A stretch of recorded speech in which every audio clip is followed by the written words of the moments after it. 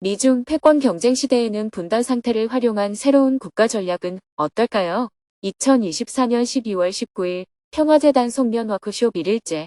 안녕하세요. 오늘부터 1박 2일 동안 평화재단 송년 워크숍이 열립니다. 스님은 새벽 수행과 명상을 마친 후 평화재단으로 향했습니다. 아침 7시에 북한 전문가들과 조찬 모임을 하며 하루를 시작했습니다. 북한의 물가 변동 상황과 경제 상황을 점검했습니다. 최근 환율이 폭락하고 있는데 그 원인이 무엇인지, 물가에 어떤 영향을 미치는지 논의를 했습니다. 이어서 시리아 내전 종식과 이후 시리아 전후 복구 지원 문제에 대해 이야기를 나눈 후 모임을 마쳤습니다. 그리고 곧바로 평화재단 송년 워크숍에 참석하기 위해 경주로 향했습니다. 오전 9시 20분에 서울을 출발하여 고속도로 위를 4시간 동안 달려 1시 20분에 경주에 도착했습니다. 평화재단 연구위원들도 송년 워크숍에 참가하기 위해 모두 경주에 도착했습니다. 함께 점심 식사를 한 후 불국사로 이동했습니다. 스님과 오랫동안 활동을 함께해온 연구위원들이지만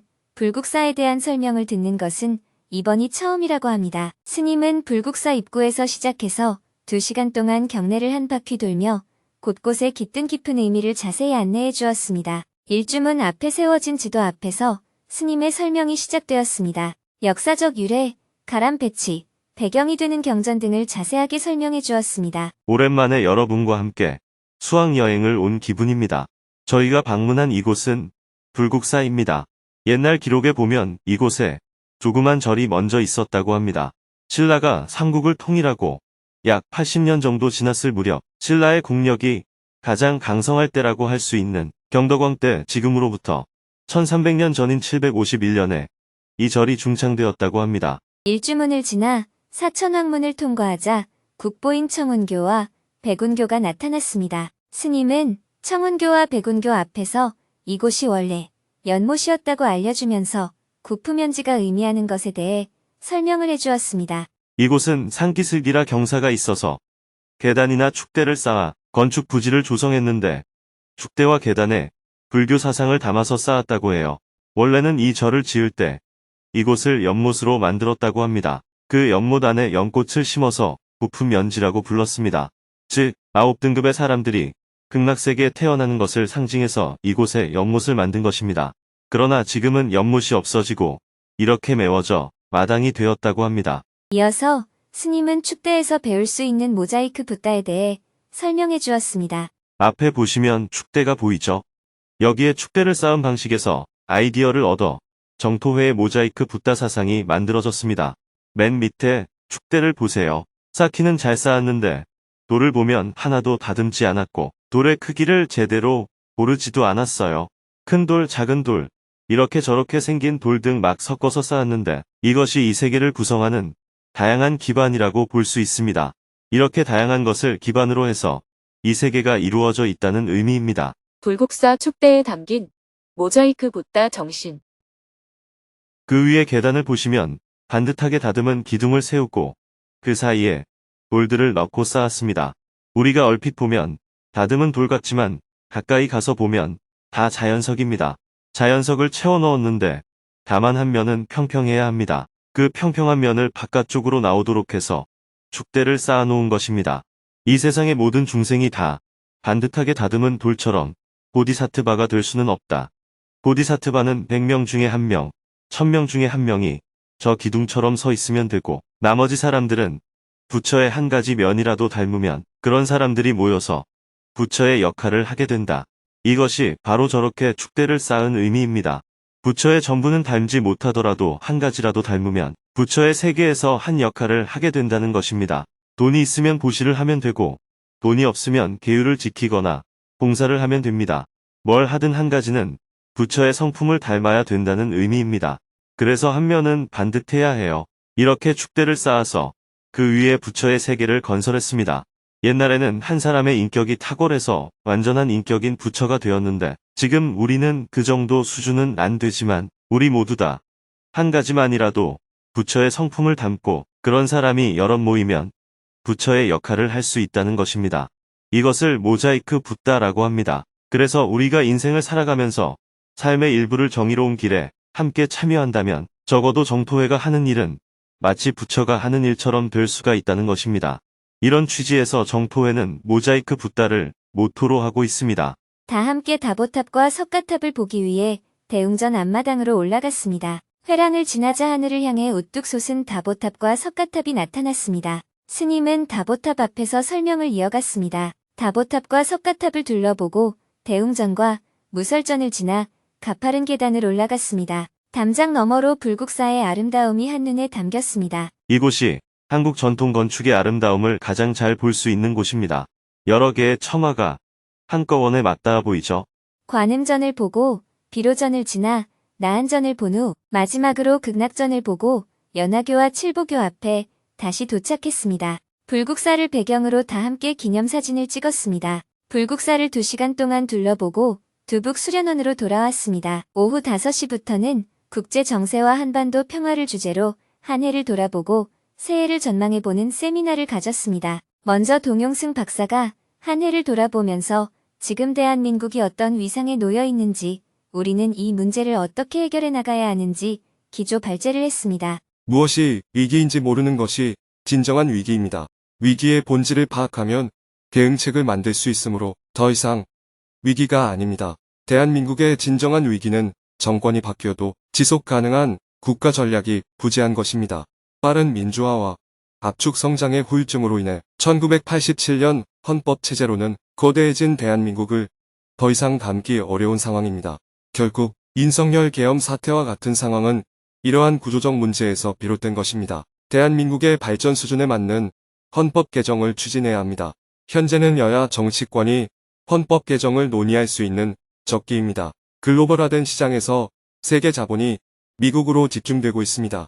2008년 금융위기와 2020년 코로나 위기를 거치며 한국의 양적 완화 규모는 미국의 2배에 달했지만 회수율은 미국의 3분의 1에도 못 미칩니다. 대표 기업 삼성전자에 대한 외국 자본의 관심은 급락했으며 일본 버블 경제 붕괴 시 빠져나간 외국 자본이 아직 돌아오지 않는 상황과 유사합니다. 15세기 이전은 동양의 시대였고 대양의 시대 이후는 서양의 시대였습니다. 이제 우리는 서양의 줄을 설 것인가, 동양의 줄을 설 것인가의 선택 앞에 있습니다. 트럼프와 시진핑의 대화 속에서 한반도는 원래 중국이었다는 발언은 동양과 서양의 시각 차이를 극명하게 드러냅니다. 국가 전략의 핵심은 서양의 지분을 확보하는 공격적 전략에 있습니다. 현재의 수성 전략에서 벗어나 세계 네트워크를 주도하거나 아니면 한중일 협력을 통해 서양에 맞서는 방안을 고민해야 합니다. 평화재단은 현안 대응을 넘어서 국가 전략이라는 거대 담론을 제시해야 합니다. 정치 권력이나 기업에 의존할 수 없는 상황에서 시민사회와 종교단체가 국가위기 상황에 대처하는 데 앞장서야 합니다. 남북 문제에 국한하지 말고 세계 평화 연구로 전환하고 중장기 연구체제를 구축해야 합니다. 동용승 박사는 대한민국이 처한 위기를 논하면서 진정한 위기는 겉으로 보이는 정치적, 경제적 문제들이 아니라 국가 전략 부재라고 강조했습니다. 헌법 체제가 현재 대한민국의 발전에 적합하지 않다고 지적하며 헌법 개정을 포함한 체계적인 국가 전략을 세울 필요성을 언급했습니다. 이어서 연구위원들이 다양한 의견을 말했습니다. 동양과 서양의 대결 구도에 국한하지 말고 우리의 지리적 이점을 활용한 다양한 전략을 고민해야 합니다. 동양의 줄을 설 것인가, 서양의 줄을 설 것인가라는 선택 자체가 또 다른 프레임에 갇히는 것입니다. 삼성전자는 한국 경제 안에서 담을 수 없는 그릇이 됐습니다. 세계 시장에서 기술력을 주도할 수 있도록 국가 전략 자체를 글로벌 네트워크 속에서 재구성해야 합니다. 지금처럼 코스피 시장에만 머무르지 말고 나스닥과 같은 글로벌 시장으로 과감히 진출해야 합니다. 동양과 서양의 충돌을 단순화해서는 안 됩니다. 예를 들어 중국은 사회주의 정치 체제를 유지하면서도 자본주의 시장 경제에 깊이 편입되어 있습니다. 이런 복합적인 구조 속에서 국제 질서를 이해하고 장기적인 국가 전략을 세워야 합니다. 지금은 대한민국 역사상 가장 강력한 상황입니다. 그러나 우리는 여전히 한반도 프레임에 갇혀 있습니다. 이제는 남북 관계를 넘어 글로벌 주요 행위자로서의 세계 전략을 수립해야 합니다. 독일은 통일 비용을 유럽 통합을 통해 분산시켰습니다. 마찬가지로 우리는 통일을 동북아 공동체 형성의 핵심 자산으로 활용해 글로벌 리더십 국가로 나아가야 합니다. 이것이 현재 우리에게 필요한 전략적 접근입니다. 2시간 동안 열띤 토론을 한 후 마지막으로 스님이 정리 말씀을 해주었습니다. 한국 사회가 직면한 3가지 문제. 현재 한국 사회는 옛날에는 미처 생각하지 못했던 많은 문제에 직면하고 있습니다. 첫째, 한국 사회뿐만 아니라 전 세계가 미래를 개척하기 위해서는 기후 위기에 어떻게 대응할 것인지를 염두에 두어야만 합니다. 둘째, 미중 패권 경쟁이 본격화되면서 세계 질서에 강력한 영향을 끼치고 있습니다. 지난 시기에 한국은 안보는 미국에, 경제는 중국에 발을 딛고서 급속한 발전을 해왔습니다. 그러나 미국과 중국의 경쟁으로 인하여 우리는 이제 두 나라 중에서 어디에 줄을 설 것인지, 중립을 지킬 것인지, 아니면 제3의 새로운 길을 개척할 것인지에 중대한 기로에 서 있습니다. 윤석열 정부는 중국과 적대를 하더라도 완전히 미국 편에 줄 서는 쪽으로 방향을 잡았는데 과연 이것이 올바른 선택이었는지 점검해 보아야 합니다. 기후위기와 인공지능, 국가 미래를 좌우할 과제. 셋째, 인공지능의 등장입니다. 지금은 인공지능이라는 기술 변화가 과연 세계에 어느 정도의 영향을 미칠지 가늠하기 어렵습니다. 과거에는 땅이 얼마나 넓은지, 인구가 얼마나 많은지, 아니면 자본이 얼마나 많은지가 강대국의 기준이었습니다. 그러나 지금은 국가 발전에 있어서 인구수나 자본의 양 또는 일반 기술의 확보보다도 인공지능 기술의 확보가 관건이 되고 있습니다. 이런 변화가 찻잔 속의 태풍으로 그칠지 아니면 엄청난 폭풍이 될지 알 수 없지만 확실한 것은 국가 발전 계획에 있어 이 부분이 반드시 포함되어야 한다는 점입니다. 인공지능의 발달은 빅데이터에 대한 수요로 이어지고 이는 다시 에너지의 확보 문제로 이어집니다. 인공지능의 발달을 위해서는 어마어마한 에너지가 필요한데 이는 기후위기 시대에 또 하나의 커다란 문제거리입니다. 에너지가 확보되지 않으면 인공지능 발전도 첨단시설 설치도 이루어질 수 없습니다. 경기도 용인과 화성 지역에 대단히 첨단 산업을 설치하는 프로젝트가 지지부진한 이유도 대량의 에너지를 공급할 방안을 찾지 못했기 때문이라고 합니다. 대량 에너지 공급원을 어떻게 확보할 것인지를 놓고 그동안 위험성 때문에 미루었던 핵에너지, 태양열이나 풍력과 같은 자연에너지, 수소 발전이나 핵융합 발전까지 논의되고 있습니다. 이 부분에 대해서 국가 정책을 어떻게 세우느냐에 따라 국가 발전 전략이 달라집니다. 그동안 우리는 늘 정치적인 문제에 집중해서 남북관계와 한일관계, 대미관계만을 고려하여 국가 전략의 중심을 세워왔는데 이제는 에너지 문제를 포함해서 더 크고 넓게 국가의 발전 전략을 세워야 할 때라고 생각됩니다. 미중 패권 경쟁 속 한국의 생존 전략.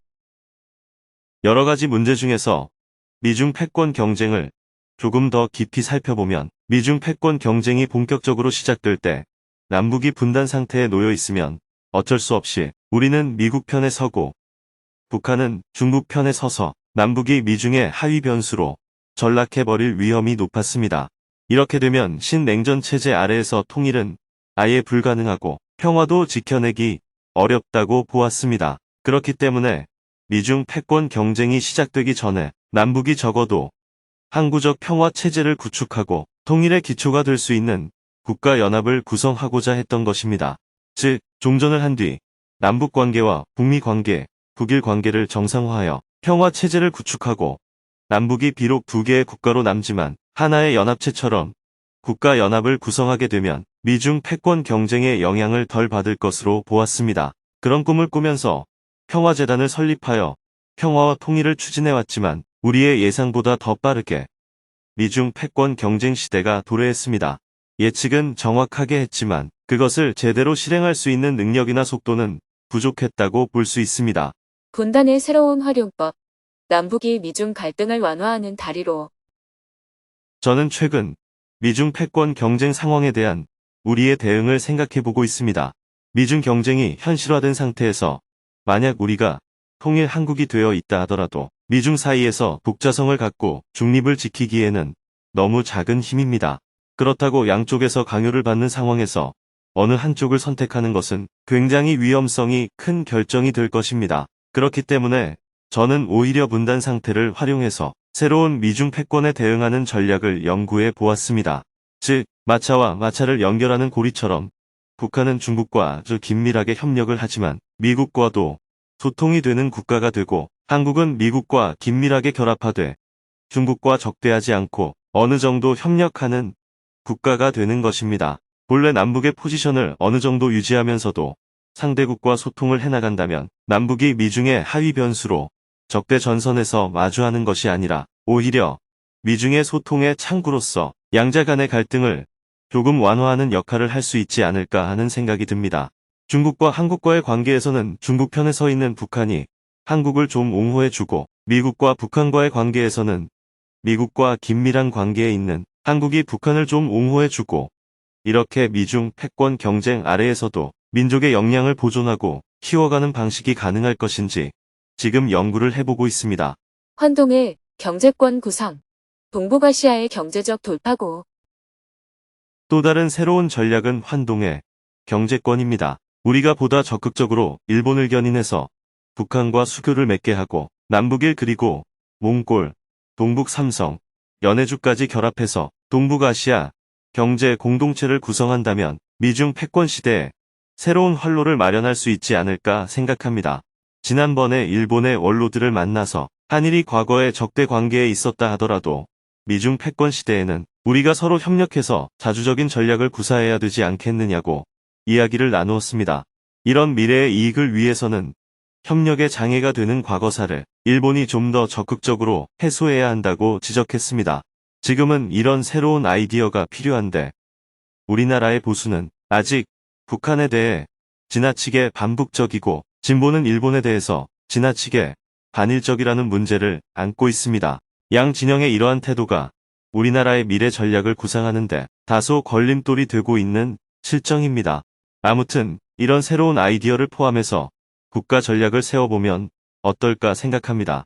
큰 박수와 함께 저녁 7시에 세미나를 마쳤습니다. 이후 장소를 이동하여 저녁에는 차를 마시며 더 깊이 있는 토론을 이어갔습니다. 헌법 개정과 국가 전략 수립의 필요성, 평화재단의 역할 확대에 대해 많은 이야기를 나누었습니다. 밤늦게까지 대화를 나눈 후 평화재단 송년 워크숍 1일째 일정을 마쳤습니다. 내일은 평화재단 송년 워크숍 2일째 날로 경주 남산을 둘러본 후 점심 식사를 함께하고 오후에는 서울로 이동한 후 저녁에는 정토사 회문화회관에서 오프라인 직문직설 강연을 할 예정입니다.